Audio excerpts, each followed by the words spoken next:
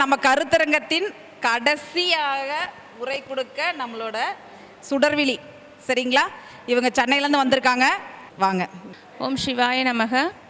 யோகிராம் சூரத்குமார், ஜெயகுரு ராயா, காஞ்சி காமாட்சி அம்மன் போற்றி போற்றி. எனக்கு வாய்ப்பளித்த என் குரு வினோதினி மேடம் அவர்களுக்கு நன்றி.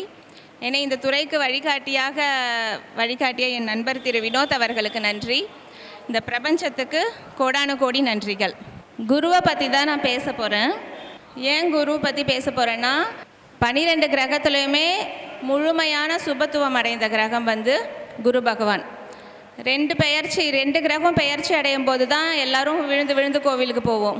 ஒன்று குரு பகவானோட பெயர்ச்சி, இன்னொன்று சனி பகவானோட பெயர்ச்சி.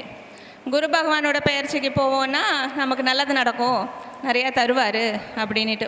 சனி பகவானோட பெயர்ச்சிக்கு ஏன் போகிறோன்னா, ஏதாவது பிரச்சனை வந்துடுமோ, வர பிரச்சனையிலேருந்து என்னை காப்பாற்றுங்க, நான் உங்களை வழிபடுறேன் அப்படின்னு சொல்லிட்டு. இப்போ 12 லக்னத்துக்கும் குரு இருந்தாருன்னா என்னென்ன பலன்றதை நான் சுருக்கமாக சொல்லிடுறேன். நிறையா இருக்குது, எனக்கு தெரிஞ்ச கொஞ்சம் சில விஷயத்த நான் சொல்கிறேன். முதல் வீடு இல்லைன்னா லக்னம். லக்னத்தில் குரு இருந்தால், லக்னம்னா ஜாதகர் இல்லைங்களா?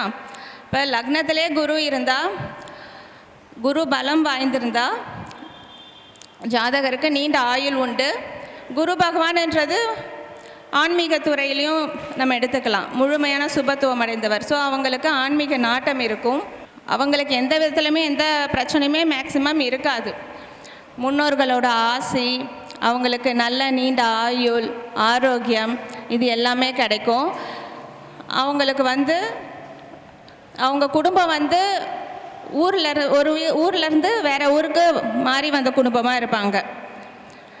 2ஆம் வீட்டில் குரு இருந்தார் அப்படின்னா, 2ஆம் வீடுன்றது வாக்குஸ்தானம், வரவு ஸ்தானம்.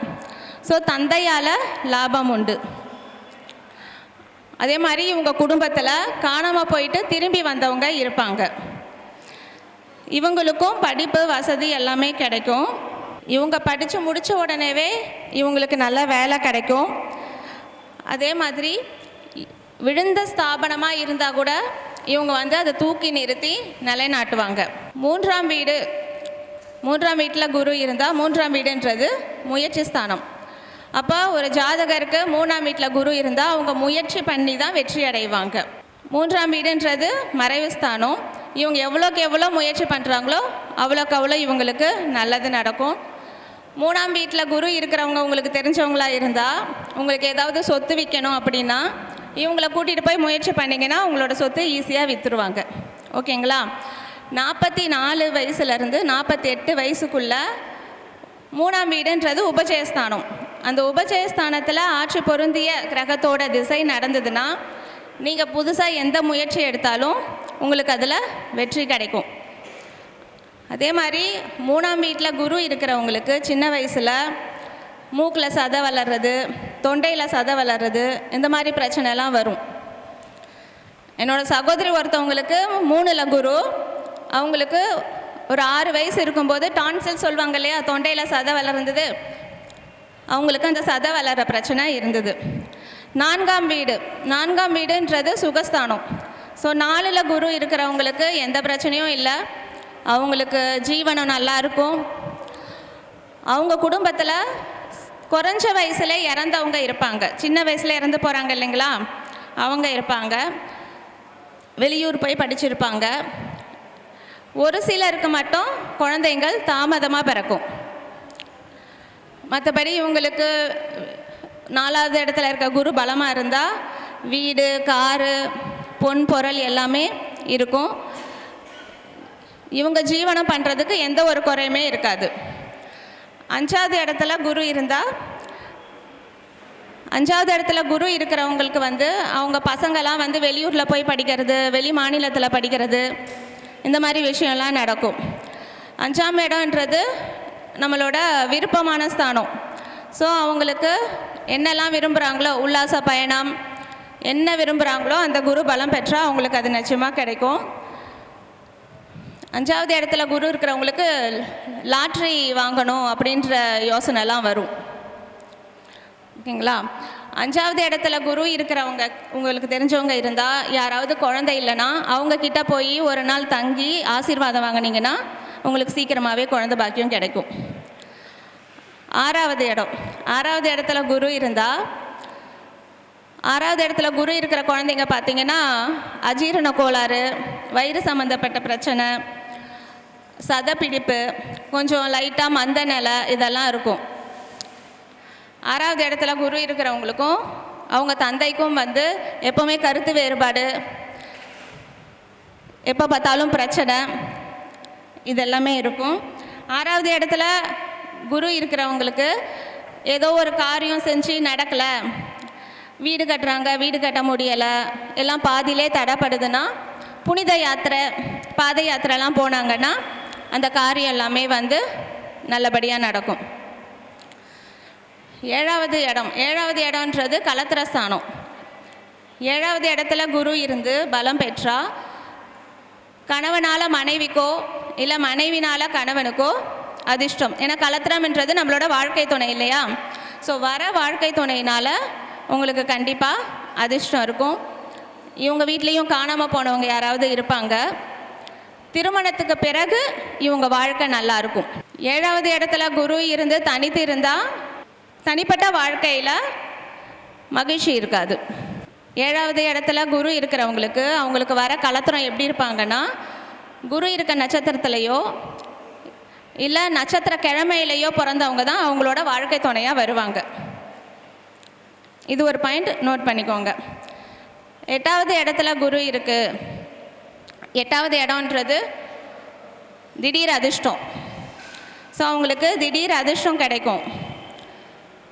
8வது இடத்துல குரு இருக்கிறவங்களுக்கு அவங்களுக்கு நிறைய நாலேஜ் இருக்கும், ஆனால் அவங்களுக்கு எந்த சப்போர்ட்டுமே கிடைக்காது.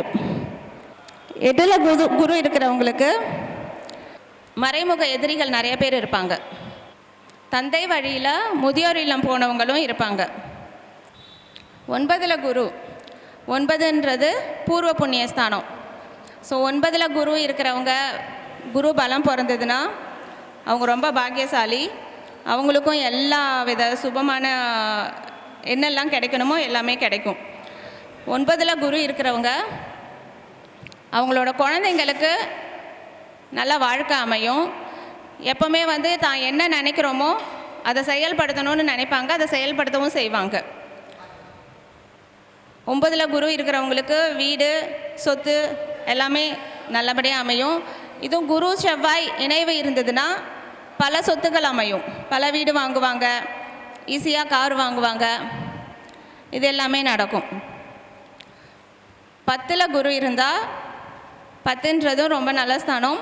10ல் குரு இருந்ததுன்னா உங்களுக்கு உயர் பதவிகள் கிடைக்கும்.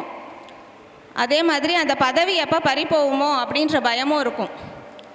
மடாதிபதிகள், பெரிய அரசியல்வாதிகள், பெரிய பெரிய வேலையில் இருக்கிறவங்க, அரசியல்வாதி, இவங்களோட பழக்கம்லாம் அவங்களுக்கு இருக்கும். இவங்க சொன்னால் அவங்க அதுக்கு கட்டுப்படுறவங்களாகவும் இருப்பாங்க. அந்த அளவுக்கு 10ல் குரு இருக்கிறவங்க இருப்பாங்க.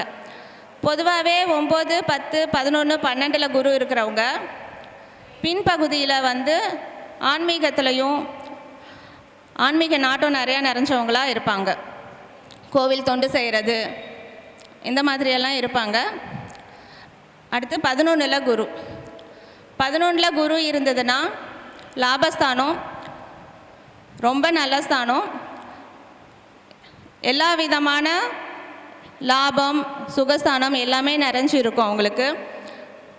11ல் குரு இருக்கிறவங்களோட குழந்தைகளுக்கு நல்ல வேலை வாய்ப்பு, நல்ல வசதி வாய்ப்பு எல்லாமே கிடைக்கும். 11ஆம் இடத்துல குரு இருக்கிறவங்க நல்ல அந்தஸ்து நிறைஞ்ச இடத்துல தான் இருப்பாங்க. ஒருவேளை மனைவிக்கு இருந்ததுன்னா அவங்க வேலைக்கு போகிறாங்களோ இல்லையோ, அவங்க கணவனால் நல்ல அந்தஸ்து, அவங்க நல்ல இடத்துல தான் இருப்பாங்க. 4 பேரை வச்சு வேலை வாங்குகிற கௌரவமான தலைமை பொறுப்பில் தான் அவங்க இருப்பாங்க. 12ஆம் இடத்துல குரு இருக்குது அப்படின்னா, 12ஆம் இடம்ன்றது அயன சயன போக ஸ்தானம். அதே மாதிரி பயணமும் நிறையா. ஸோ வெளிநாட்டு பயணம் நிறையா இருக்கும், அலைச்சல் நிறையா இருக்கும். 12ஆம் இடத்துல குரு இருக்கிறவங்களுக்கு நகை சார்ந்த பிரச்சனை, நகை திருட்டு போது தான் இருக்கும். குழந்தைங்களுக்கு வெளிநாட்டில் படிப்பு, வெளிநாட்டில் வேலை இருக்கும். குழந்தைங்களனால மருத்துவ செலவும் இருக்கும். ஸோ இந்த 3, 6, 8, 12ன்ற மறைவு ஸ்தானத்தில் குரு இருக்குது, இல்லை எனக்கு குரு நீச்சமாக இருக்குது அப்படின்னா நம்ம என்ன பரிகாரப்படலாம்? ஏன்னா குருன்றவர் முழு சுபத்துவம் வாய்ந்தவர். என்ன நடந்தாலும் கஷ்டப்பட்டாது உங்களுக்கு கடைசியில் கொஞ்சமாவது கொடுத்துட்டு போவார். ஓகேங்களா? ஸோ இந்த மாதிரி மறைவு ஸ்தானத்துலேயோ நீச்சத்துலேயோ இருந்ததுன்னா குழந்தைங்களுக்கு நிறையா படிப்பு செலவுக்கான பொருள் வாங்கி கொடுங்க. சிவன் கோவிலில் போய் வியாழக்கிழமை தட்சிணாமூர்த்திக்கு தேன் அபிஷேகம் பண்ணுங்க. டெய்லி தினமும் காலையில் கொஞ்சம் தேன் சாப்பிடுங்க. ஜீரகம், குரு காரகத்துவம் தான் ஜீரகம். தண்ணியில் ஜீரகம் போட்டு கொதிக்க வச்சு ஜீரக தண்ணி குடிங்க. ஜீரக மிட்டாய் சாப்பிடுங்க. ஜீரக மிட்டாயை குழந்தைங்களுக்கு தானமாக கொடுங்க. குருமார்கள் கிட்டலாம் ஆசீர்வாதம் வாங்குங்க. யானைன்றது குரு காரகத்துவம். கோவிலில் யானை பார்த்தீங்கன்னா யானைக்கிட்ட ஆசீர்வாதம் வாங்குங்க. உங்கள் கையில் யானை முடி வச்ச மோதிரம் போடுங்க. குரு காரகத்துவத்தெல்லாம் ஆக்டிவேட் பண்ணுங்கள். மஞ்சள் நிற உடை நிறையா அணிங்க. வியாழக்கிழமையில் உங்கள் வீட்டுக்கு மஞ்சள் நிற பெயிண்ட் அடிங்க. இது எல்லாமே குருவோட சம்மந்தப்பட்டது. குழந்தை இல்லாதவங்க, குரு நீச்சமாவோ குரு ப்ளஸ் சனி காம்பினேஷன் இணைவு இருந்து குழந்தை தாமதப்படுறவங்களா இருந்தால் அரச மரமும் வேப்ப மரமும் இறைஞ்சிருக்கிற மரத்தில் ஆணாக இருந்தால் வலதுபுறம், பெண்ணாக இருந்தால் இடதுபுறம் ஒத்த படையில் சுற்றி வாங்க. 27 சுற்று, 18 சுற்று, 16 சுற்று அந்த மாதிரி சுற்றி வந்தீங்கன்னா கண்டிப்பாக உங்களுக்கு குரு நல்ல பலனை கொடுப்பாரு. அதே மாதிரி தனுசு ராசியில் குரு இருந்து கடகத்தில் சூரியன், சுக்கிரன், புதன் இருந்தால் எவ்வளோ பெரிய கஷ்டம் வந்தாலும் கடைசியில் நீங்கள் நல்ல நிலைமைக்கு வந்துடுவீங்க. ஸோ குரு பற்றின ஒரு சின்ன குறிப்பு நான் கொடுத்துருக்கேன். உங்களுக்கு பயனுள்ளதாக இருந்திருக்கும்னு நம்புகிறேன். வாய்ப்பு கொடுத்த குரு வினோதினி மேடமுக்கும் இதை கேட்டுட்டு இருந்த என்னோட நண்பர்கள் அனைவருக்கும் மிக்க நன்றி.